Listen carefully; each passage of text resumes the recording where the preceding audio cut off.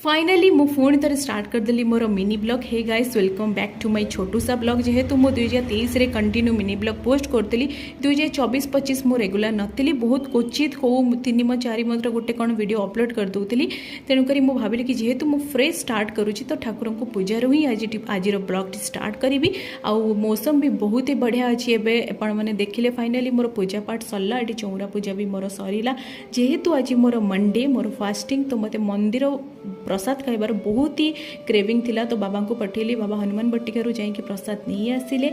एबे मु प्रसाद बाड़ी देली। बहुत ही टेस्टी थिला प्रसाद गाइस। और प्रसाद रे मोर थिला अन्न सहित बेसर खट्टा खीरी पोटल तरकारी गोटे घांट थिला गोटे बेसर तरकारी थिला डाली थिला एनफ पर मिल 100 रुपीस। अब जदि आप 100 रुपीस वाला गोटे भी आणुंट दी जन खाईपर जेहतु मो झी तो मु दी जन ही खाईपर पुओ मान कथा कहीपरि आमको गोटे मिल है आम दीट जन झी आराम से खाईपर। जेहतु मोर फास्टिंग थिला आउ मोर किसी खाइबा पीवा नहीं गोटे थर ही तो बस संध्या बेले मु चा पीली। चा पीकी मोर अलग जो नेक्स्ट काम सब थिला से सब को मु कंप्लीट कर देती।